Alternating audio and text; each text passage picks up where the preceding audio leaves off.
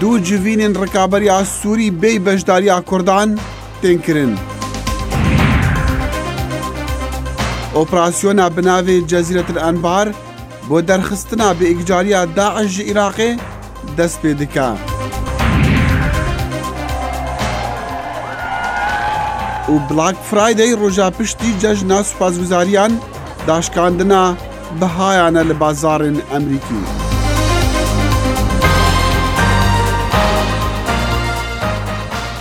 سڵاو و ڕێز و هیڤیان دەما خۆش دەگەڵ کورد کۆنەکشن. کورد کۆنەکشن هەموو ڕۆژانێکی هەینی و سێشەموان لە بەشی کوردی دەنگی ئەمریکاوە ئامادە و پێشکەش دەکرێت و کەناڵی NRT ڕاستەوخۆ پەخشی دەکات.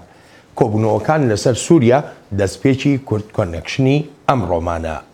هەر سێ سەرۆکی رووسیا و ئێران و تورکیا ڕێکەوتون لەسەر درێژەدان بە هەوڵە هاوبەشەکانیان وەک ڕەخساندنی زەمینە بۆ چارەسەری سیاسیانەی قەیرانی سووریا و هێنانە ئارایی ئاشتی و سەقامگیری لەو وڵاتە بەشەڕوێران بۆدا.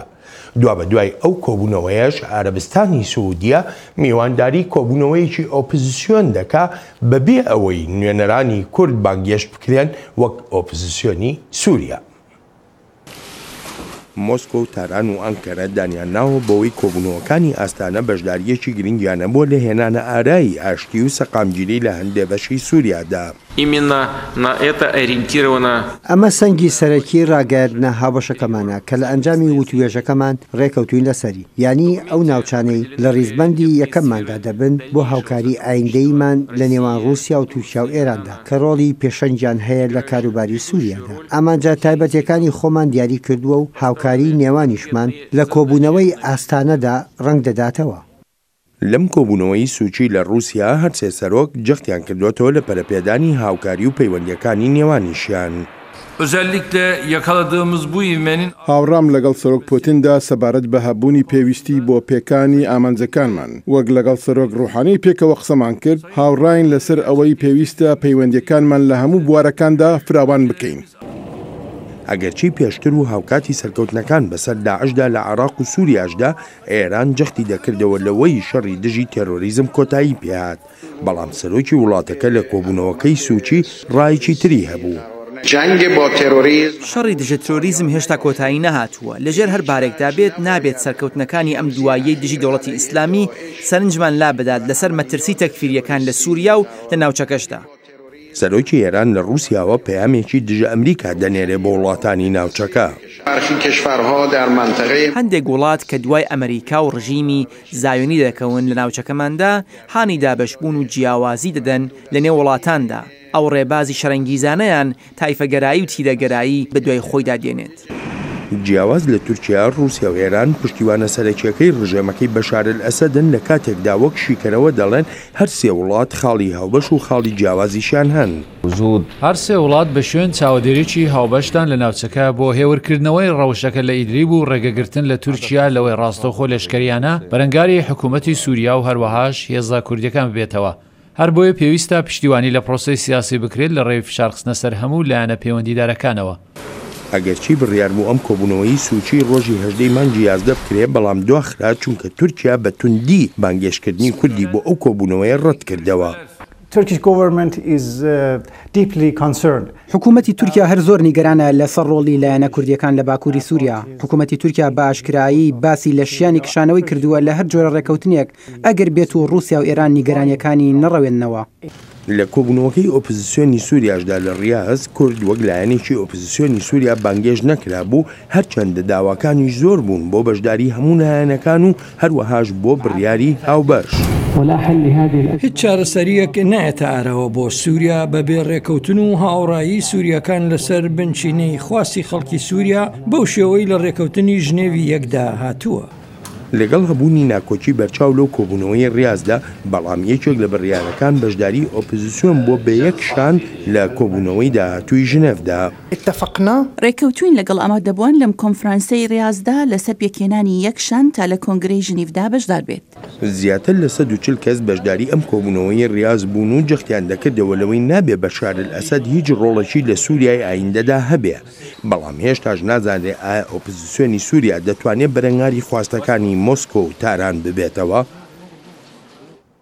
و ئامادەکاری ji بۆ هەڵبژاردنên کانتۆنا Cezîrê ya Sûrî di çarçoveyê sîstemê federalî de li Sûriya hatî nekirin û Komîsyona Helbijartinan dibêje li yekî meha 12 du layinên siyasî sereke wê bikevne berêkanî. Gelo li Qamişlo amadekarî çawana em vê raportê bibînin.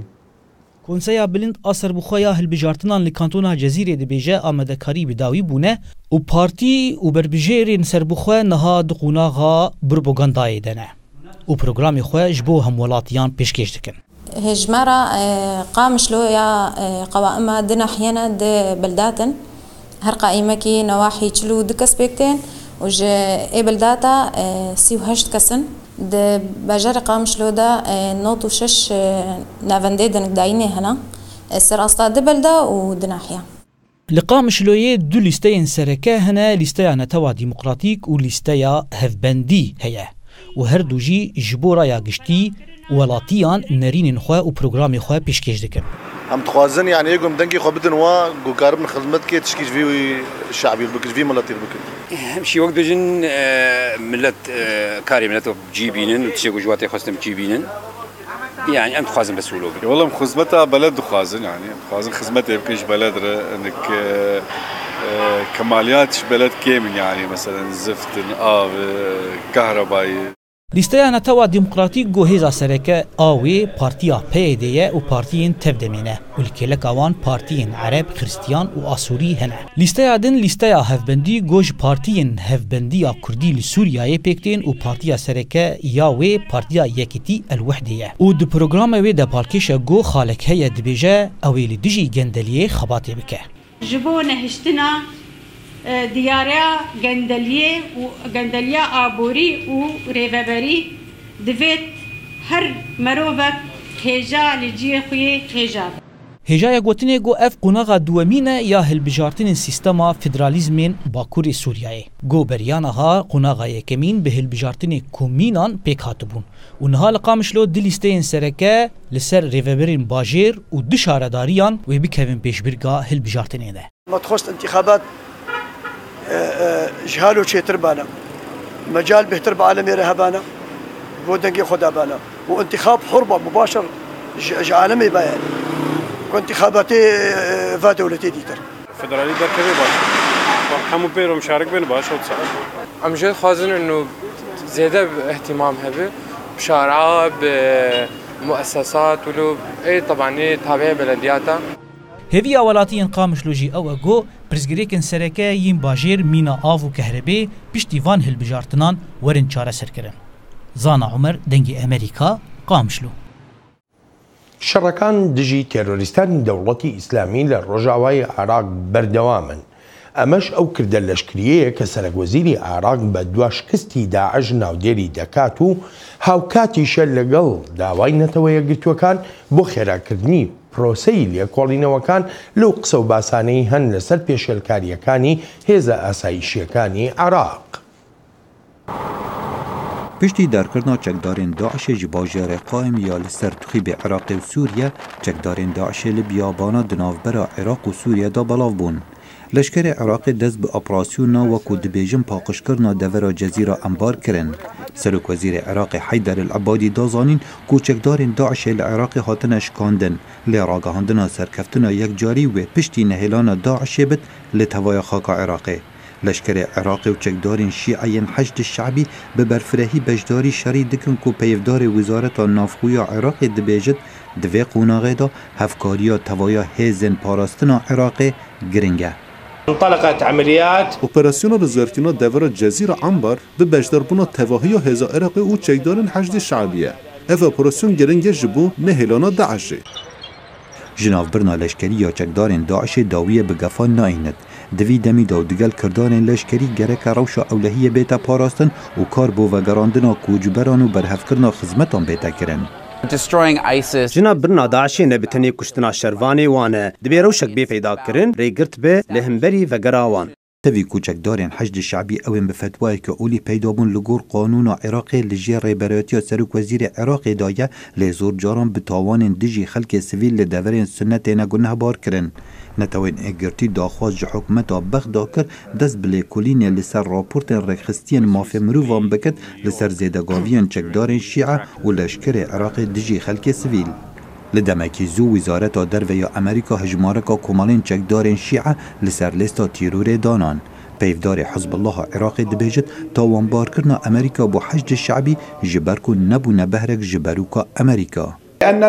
ji ber ku em çi rojek nebûne beşek ji berûka Amerîka yan li jêr çavderiya Amerîka yan em nebûne behrek ji proja Amerîkî. Çekdarên Şîe behrekin ji sistemê berevaniya Iraqê piştrast dikin biryara man û helweşana wan biryareka hikûmeta Iraqê ye. Hejd şeعبî li jêr rêberatiya komandarê hêzên leşkeriya Iraqê ye. û li dema şer bi dawî bêt û serkeftin bi dest bêt biryara mana wê bo serokê hikûmetê ye. Kurd û Sinneyên Iraqê tirsa xwe ji mana çekdarên hejd şeعبî piştî Daişê venaşêrin. Li dema guman li ser şiyanên hikûmeta Iraqê hene van komala kontrol bikir yan rêgiriyê li wan bikir beşdariyê li helbijartinên perlemaniyên çaverêkirî nebin. Xalid Fetah, Dengê Amerîka. ورفراندوما هەرێما کوردستانە عێراقی بوو سەدەما پەیدابوونا ڕەوشەک نە ئارام و نە ئەشکرا لە هەرێمی و لە عێراقیژی هەر کەس دەبێژە ڕەفتارێ هشکی حکومەتە ناوەندیە بەغدایە دەگەل هەرێمی ji بەرلاوازبوونا هەبوونا سیاسیە کوردانە لە بەغدا ئەگەر ئوشرۆڤەکردن ناوێ ڕەوشێ و یا نەچاوەڕێکردی ناڤەڕۆکی هەفپەیڤینامەیە دەگەل سەرهەنگ حەمە سەعید بەڕێوەبەرێ بەرنامە ڕۆژهەڵاتە ناوین لە پەیمانگەها ئاشتیە یا ئەمریکی. چاوەڕوانیەک هەبوو تا ڕادەیە کە کاردانەوە هەبێ لە بەغدا لە وڵاتانی دراوسێ بەڵام چاوەڕوانیەکە ئەوە بوو کە کاردانەوەیەک بێ کاتی بێ کاردانەوەیەک بێ نەگاتەم ئاستەی کە ئێستا پێگەیشت لەبەرەوەی کە بیرۆکی ئەوان وا بوو کە ئەمە پرۆسەی دەنگدان و ڕانەگەیاندنی دەوڵەت تەنها شتێکی دیاریکراوە و لەبەرەوە کاردانەوەکەش دیاریکراوە بێ بەڵام ئەوەی کە خوێندنەوەی تەواوی بۆ نەکرا ئەوەیە کە ئەم وڵاتانە و بەغا فرسەتەکان قۆستەوە بۆ ئەوەی کە کارێکی وەزعێکی وا بخۆڵقێنن کە هەرێمی کوردستان جارێکی کە بیر لەم جۆرە هەنگاوە نەکاتەوە ئەو بنکە ئابووریە ئەو بنکە سیاسیەی کە هەیەە و پەیوەندێنە و دەوڵەتیانە تا ئەتوانن کەمیکەنەوە بیبڕن بۆی کە لاوازی بکەن و لە سنووری عێراقا بهێڵنەوە. باشە بابەتی بودجە کە هێستا زۆر لایەن هەنەدانەوەی بودجەی هەریم بەشی هەریم لە بودجەی عێراقا کەم بکەنەوە تا 12.6 لە جیاتی 17 لە سەدابی. پێت وایە ئەو لایەنە نەسەرکەوتوو بن لەو هەنگاوەدا بە تایبەتیش ئێستا پێگەی هەرێمی کوردستان لە بەغا لەوازە. لەو کاتەوەی کە لە سەتا حەڤە بەرقەرار بووە بۆ هەرێمی کوردستان دەنگ هەبوو لە بەغدا کە ئەیویست کورد شایانی سادا 11 لەوە زیاد 13 لە عێراقا ئێستا ئەمڕۆ بای ئەوە دەسەڵاتیان بەدەستەوەیە کە ئەم ڕێژەیە پسەپێنن بەسەر حکوومەت هەرێمی کوردستانەکە کورد پێگەی لە بەغا لاواز بووە کە هەستەکەن کۆمەلگای نێودەوڵەتی کە پشتیوانی کرد بوو بە تایبەتی ئەمریکا کە لە ڕابردووە پشتیوانی بەشداری بەهێزی کورد بۆ لە بەغدا ئێستا ئەو هەستەکەن ئەو پشتیوانیەی ئەمریکا بۆ بەغایە زیاتر لەم مەسەلانەیە لەبەرەوە هەڵبەتە تا دوڕادە هەوڵێن کورد ئەو وەسایلانی لە بەردەسان نییە کە بەرپەرچی ئەم هەوڵانە باتەوە ئەمریکاش لە ئێستاە سنووری زەخەتکردنە سەر عەبادی دیاریکراوە لە بەرێکە نایەنەوێ ئەوەنە حزێتی بن کە لە انتخاباتی داهاتووە تەسیر لە دەنگاوە دەنگەری شیعە و نەیارەکانی لە کوتلە سیاسەکانی شیعەیە بە لاواز بیشوپێنن. کاک سەرهەنگ بۆ ئەمریکا بە تایبەت و زۆربەی وڵاتانی دیکەش کە بڕوایان بە دیموکراسیەت هەیە دژی پرۆسەیەکی دیموکراسی بن لە هەرێمێکی وەکو کوردستان. وڵاتانی ئەوروپا و ئەمریکا دژی فکری دیموکراسی نین و بەڵکو لە قۆناغی جیاوازە پشتیوانی کوردیان کردووە بەڵام لە ئێستاە ئەمان لەگەڵ ئەوە نەبوون کە لێکەوتەکانی ئەم دەنگانە و دروستبوونی دەوڵەتی کوردی کە چاوی ئەوانەوە ئەکاتە هێنانی توموتیژی ئەکاتەوەی کە سەقامگیری ڕۆژهەڵاتی ناوەڕاست زیاتر لەق ئەبێ و وڵاتانی وەکو ئێران و تورکیا و وڵاتەکانی عەرەبیەکان ئەکرێت داخڵ بن بە شەڕێکی تر کە ئەمان ئەمریکا بەڕاستی نەیویست داخڵی ئەوە سابێ هەستەکە پاش لە ناوبردننی سەدام و تقریبا شەڕی گۆڕینی سیستمەکە هیلاکی کردن زەرێکی زۆری لێیان و دوا ئەوە دووبارە نەیانویست داخڵی شەڕی داعش بن بەڵام بە ناچاری داخڵی بنەوە ئێستا کە هەستەکەن هەناسە هەڵە کێشن و ئەڵێنەوە لەم شەڕە تەواو بوو ئامادە نەبوون داخڵی شەڕێکی تر ببنەوە. ئەین سەبەبە ئەساسیەکە ئەمەیە کە عیلاقی بۆ نییە کە دژی کوردن یا دژی دیموکراسین لەبەرەوەی کە بەرژەوەندەکانی خۆیان و لێکەوتەکانیان ئەم جۆرە هەنگاوە بە پرسیارەتی خۆیان نازانن کە تێوەگلین و نەگەشتونە ئەو ڕادەی کە بڕوان هەبێ کە کورد بتوانێت ببێ بە دەوڵەتێک و ئەو دەوڵەتە بتوانانی ئەو کێشانە لە جیاتی ببێ بە کێشا ببێ بە چارەسەری کێشەکانی ئەو ناوچەیە لە چاوی ئەوانەی کە دژی بوون یا لەگەڵی نەبوون ئەوە بوو کە ئەم هەنگاوە ئەبێتە ناسەخامگیری زیاتر نەک چارەسەر. کاکسن هەموو لایەنێک باسی ئەوە دەکات کە ڕێبەرانی کورد ئەوانەی زیاتر لەگەڵ ڕێفراندۆم بوونە خوێندنەوەی غەڵەتیان هەبووە بۆ سیاسەتی ئەمریکا. بۆ ئەو خوێندنەوەی غەڵەت بۆ سیاسەتەکان ئەمریکا؟ چەند مەسەلەیەک لە ئارایی یەکەم ئەوەیە کە ئەوڵەوە زمانی ئەمریکا لەوانەیە تەفسیری هەڵی بۆ کرابێت ئەمریکای ئێمە کاتی ڕێفراندۆم لە ئێستاە گونجاو نییە ئەمە ئێستا کاتی نییە بەرەوە تەفسیرەکە بەوە کرا کە ئەمریکا دژ نییە لەگەڵ کاتان نییە بەرەوە ئێمەش لە چاوی کوردەوە ئەم کاتێکی گونجاوە بەرەوە جیاوازی ڕامان هەیە ئێمە بەردەوامە بین. خوێندنەوەی دووەم ئەوەیە کە سیاسەتی فەرمی پەیڕەوکراوی ئەمریکا ئەوەیە کە عێراقێکی یەکگرتووە دیموکراتە فیدراڵە بەڵام ئەکرێت لە ناوەندی جیاوازی بڕیاری ئەمریکایە کەسان هەبن بۆ چوونیان بەگەڵەوە بێ کە کورد دەورێکی تر ببینێ یاخۆت پیادەی سربەخۆیی بکە بەڵام ئەم بۆ چوونانە ناکاتە ئەوەی کە سیاسەتی ڕسمی ئەمریکا لە کۆتاییە سیاسەتی ڕسمی ئەمریکا پەیڕەوەکرێ لەسەر ئەرز. درجایا فەڤینە دەگەل سەر هەنگ حەمە سعید برێبەرێ بەرنامە ڕۆژڵەتانە ناوین لە پەیمانگەها ئاشتیە یا ئەمریکی وێ لەسەر فەیسبوک و ماڵپەڕین دەنگی ئەمریکا بێدانان. ڕۆژی شاری کەرکووک چۆنە پاش ڕووداوەکانی ڕۆژی 16 مانگی ڕابردوو واتە لەو کاتەوەی هێزە ئاسایشی عێراقیەکان چوونەتە ناو شارەکەوە. پابنێری دەنگی ئەمریکا لە کەرکووک ژمارەیە دانیشتووی ئەو شارەی دواندووە و باسمان لە گوزەرانی خۆیان بۆ دەکەن. دۆخی ئێستای کەرکووک زۆر جیاوازترە لە دۆخی پێش 16 مانگی ڕابردوو. ئێستا کەرکووک هیچ هێزێکی چەکداری کوردی تێدا نییە. هێزە عێراقیەکان لە نێو شار و بەردەم بینای پارێزگا و دام و دەستگا حکومیەکان بڵاوەیان پێکراوە. ئاڵای کوردستان لەسەر هەندێک بینا و هەندێک جێگە هێنراوەتە خوارەوە و ئاڵای شیعەکانیش لە هەندێک جێگەی شارەکە بەرز کراوەتەوە. بۆیە تێڕوانینی دانیشتوانی شارەکەش بۆ ئەم دۆخە نوێیە جیاوازە و کوردەکان تا ڕادەیەک نیگەرانن. والله یعنی وەزەکە وەکو برەی ئارۆز بۆ ناخۆشتر بوو. ئەم جێشە نەمێنێت لە ناو شار باشتر شەبێ. ئەنی ئەم جێشە ئەگە بڕۆنە دواوە ینی بڕۆنە دەرەوەی شار باشتر شەبێت لە خۆی گەورە بە زیاد بێ.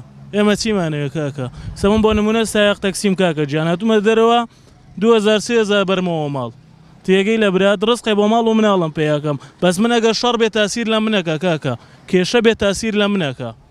مامەڵەی حکوومەتی عێراق لەگەڵ کوردەکاندا نەرمە و دەیەوێت لەگەڵ ئەم دۆخە نوێیە ڕایان بهێنێت.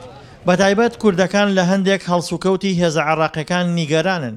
لە پاڵ داگرتنی ئاڵای کوردستاندا ئاڵای عێراق و بەرەی تورکمانیش لەسەر قەڵای دێرینی شارەکە هێنراوەتە خوارەوە.